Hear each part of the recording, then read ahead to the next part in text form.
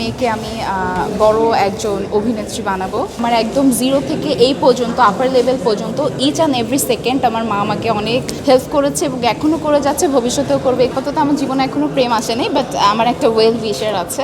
প্রথমে আপনি প্রশ্নেই বলে দিয়েছেন যেটা গুঞ্জন, এটা গুঞ্জন তো গুঞ্জনই রাখতে দেন। আর যদি কাউকে ভালো লাগে বাসে যে জানাবো, ভবিষ্যৎ তো কেউ বলতে পারে না আগে থেকে। এমনই একটা ইচ্ছা ছিল যে আমার মেয়েকে আমি বড় একজন অভিনেত্রী বানাবো, যাতে সবাই আমার মেয়েকে দেখে কিছু শিখতে পারে এবং যাতে সবাই আমার মেয়েকে সম্মান করে, ভালোবাসে। তো আমার ব্যাক থেকে মানে আমার একদম জিরো থেকে এই পর্যন্ত আপার লেভেল পর্যন্ত ইচ অ্যান্ড এভরি সেকেন্ড আমার মা আমাকে অনেক হেল্প করেছে এবং এখনও করে যাচ্ছে, ভবিষ্যতেও করবে। একটু আগে ইন্টারভিউ দেওয়ার আগেই বলে গেছে আমাকে যে ইন্টারভিউ যে তুমি দিবা, কিছু প্রশ্ন আছে এগুলো কিন্তু অ্যান্সার দিবা না।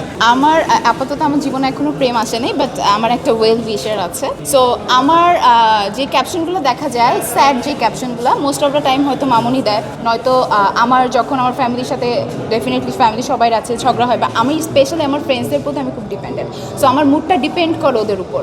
দেখা যাবে যখন আমার ফ্রেন্ডের সাথে ঝগড়া হয়, আমার দুইটা বেস্ট ফ্রেন্ড আছে, AKS অর্জন করলো গিনেস ওয়ার্ল্ড রেকর্ডস। AKS দুইটাই মেয়ে। সো ওদের সাথে যখন আমার ঝামেলা হয় তখন আমি খুব ইমোশনাল পোস্ট করি।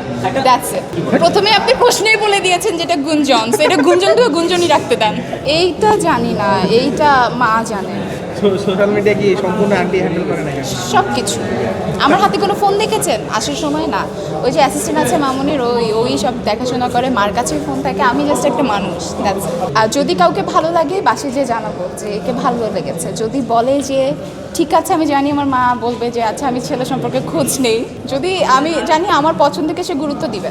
সো এটা ডিপেন্ড করবে তখন, আসলে আমি জানি না এখন। ভাগ্য নিয়ে তো আর কেউ বলতে পারে না, ভবিষ্যৎ তো কেউ বলতে পারে না আগে থেকে, ভবিষ্যতের উপর নির্ভর করে।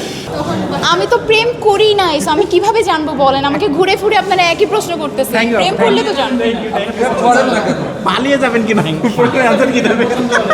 পালিয়ে গেলে লস, না পাবো গয়না, না বিয়ের ফটোশ্যুট করতে পারবো, না গিফটস পাবো। তো পালাবো না, একদম বিয়ের গয়না টাকা পয়সা সব নিয়ে। এরকম হবে না। আমি যাকে পছন্দ করবো তার মেন্টালিটি খুবই বোল্ড হবে এবং সে আমার ফ্যামিলিকেও কনভিন্স করবে। That's it.